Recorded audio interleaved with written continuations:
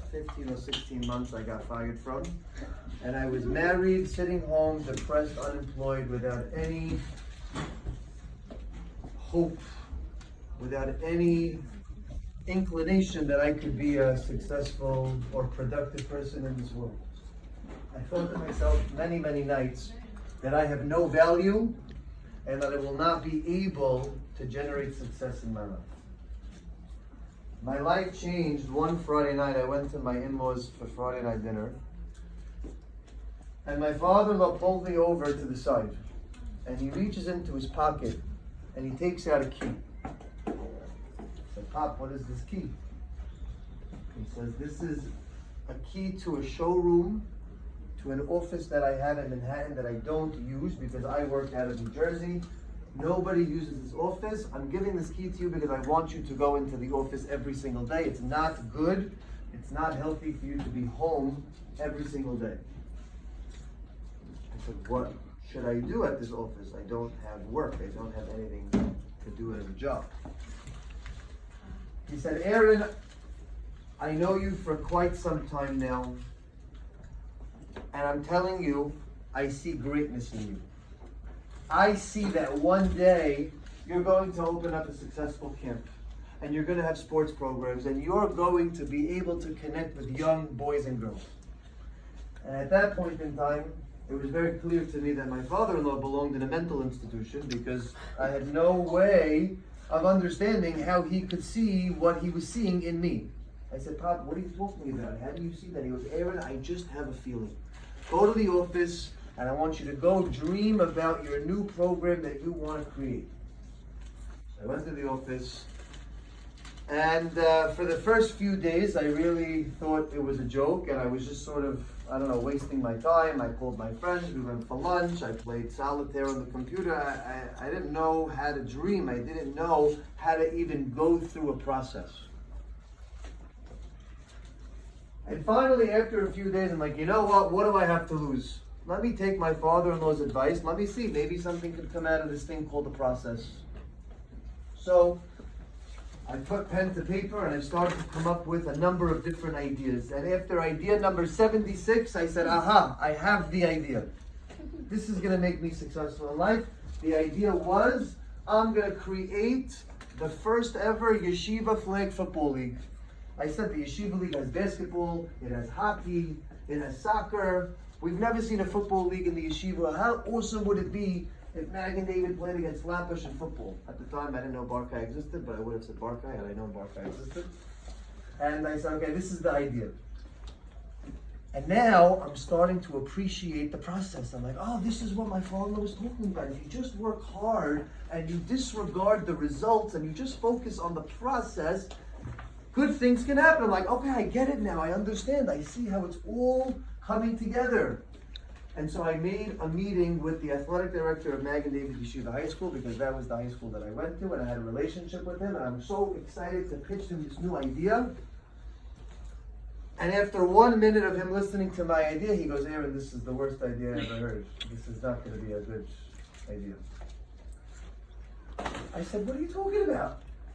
And in my mind, I'm thinking, I'm like, oh, this stupid process, it's all hogwash. It's not a thing, process. Hogwash is the word, the buzzword in this class? All right. It was in our book. Good to know. I said, you see, I'm so silly for trying to listen to my father-in-law, for thinking for a moment that there is such a thing called a process. I did all this work, I went on the train, I went to the office, I dreamed, I wrote on the paper, I did all these things, all for this one big, very important meeting, and he tells me, bad idea. Nonsense. So, I get up from my chair, I'm about to walk out of the room, and it happened to just catch my attention that behind his chair was a piece of paper that on it had a list of every single sports team and the corresponding coach for the school. And I noticed that the softball slot was empty. So I made a comment to the athletic director. I said, by the way, I'm noticing that your softball slot is empty. I used to be the captain and the starting pitcher of the team. If you need a coach, I'm available, I have time. He goes, I forgot to write the coach's name. We have a coach, we're good. I'm like, oh, great. Okay. So I go back to the office and I'm sitting around the room, twiddling my thumbs, not really sure how this was going to work out.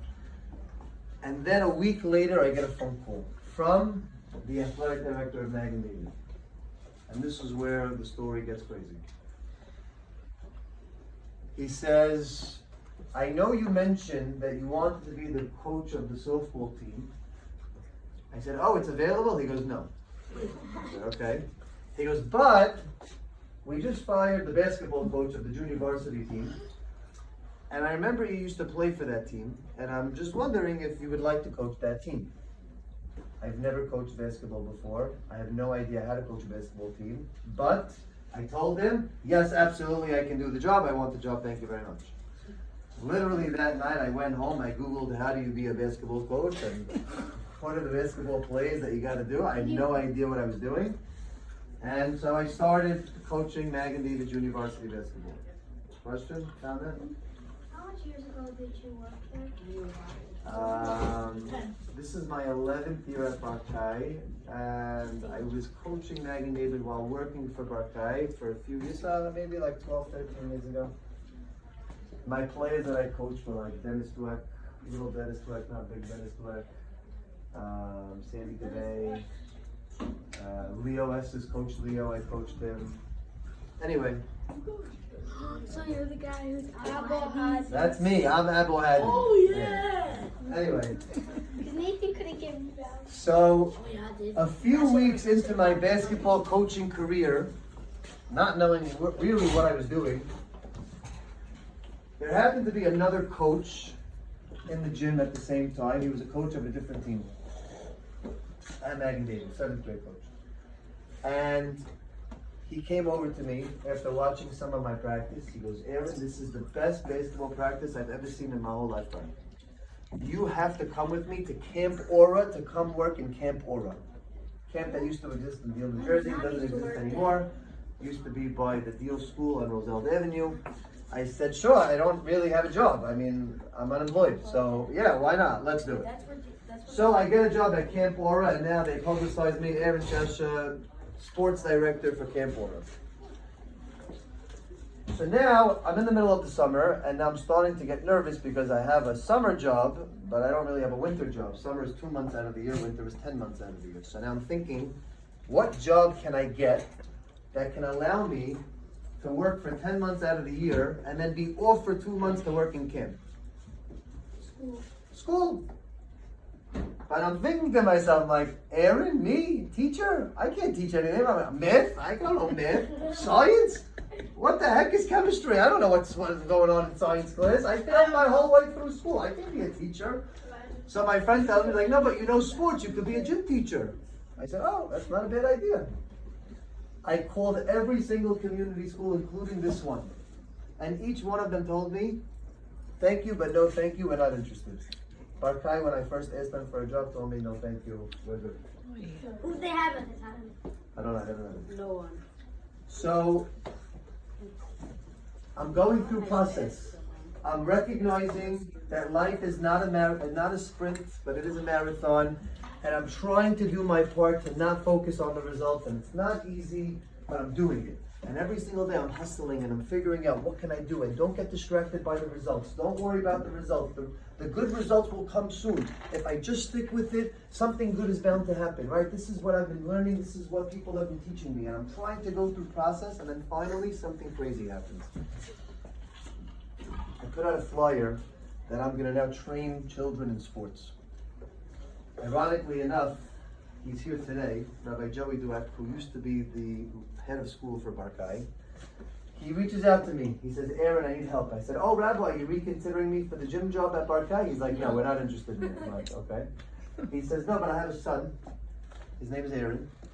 And I'd like for you to train him in sports. I saw you have a flyer that you do this for a living. I said, yes, absolutely, I could do it. So once a week we went to Marine Park and I taught Aaron Dweck how to play football. And after a few weeks, I'm sitting in Shasha Shalom, because that's where my father-in-law's shul is, and Rabbi Dweck was the rabbi of Shasha Shalom. Everybody understands how the story is playing out? Good. Rabbi Grant all of a sudden sits next to me. I'm in the back row of the show. I'm like, why is the rabbi sitting next to me? Like, he's supposed to sit at the front in the big fancy chair. Like, this is very weird. What's going on? He sits next to me and he goes, Aaron, I have to apologize.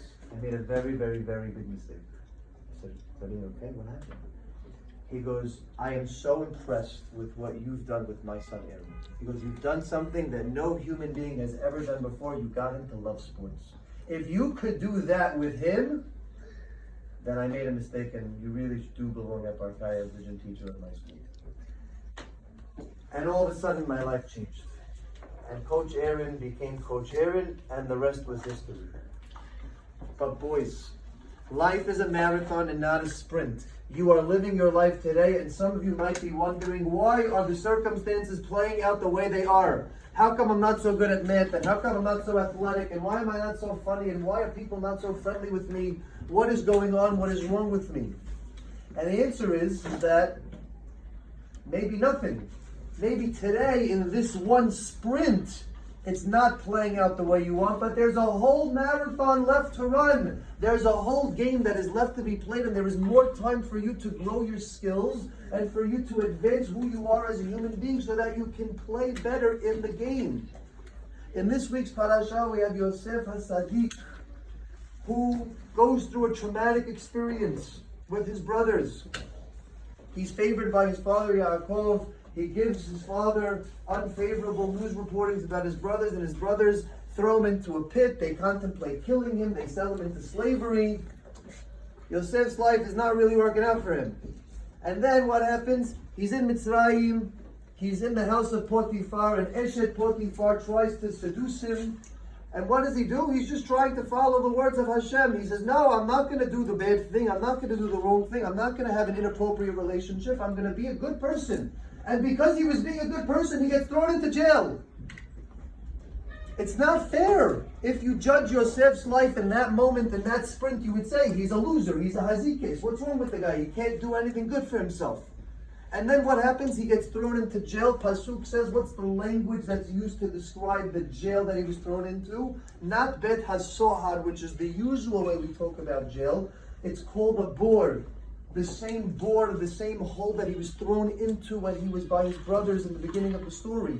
It feels like, and it seems like, Yosef keeps on going through tragedy and trouble over and over and over again. But what do we know about Yosef? Yosef was in process.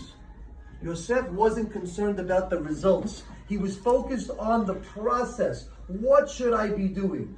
Not how am I doing, what should I be doing? I should be doing the right thing. How do we know that Yosef was in process?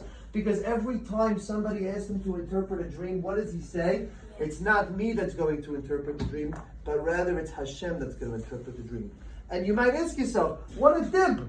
Tell him it's you! Paro is asking you for your opinion. Come to Paro and be like, Paro, this is me. Email, I'm the Ige. Right? You want to have success in your life, come to me. But no, what does he do? He gives all of the credit to HaKadosh Baruch Hu. Why? Because Yosef is in process. Because he understands that he's so lucky and fortunate to have a relationship with Hashem. And he knows that just because circumstances aren't working out for him today, doesn't mean he doesn't have an obligation to do the right thing, to focus on the process, because good things happen to the good people who work hard and do the right thing.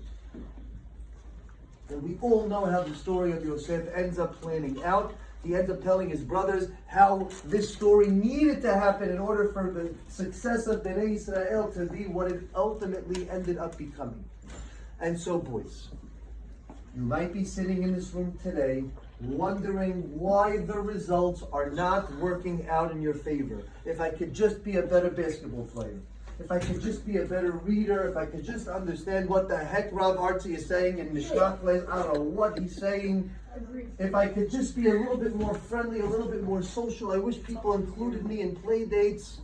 There's so many things that might worry us and keep us up at night. But here is the big flaw that most human beings live by. They get discouraged by the result, and then it takes them away from the process. They go off the tracks, off the derech. Here is the goal.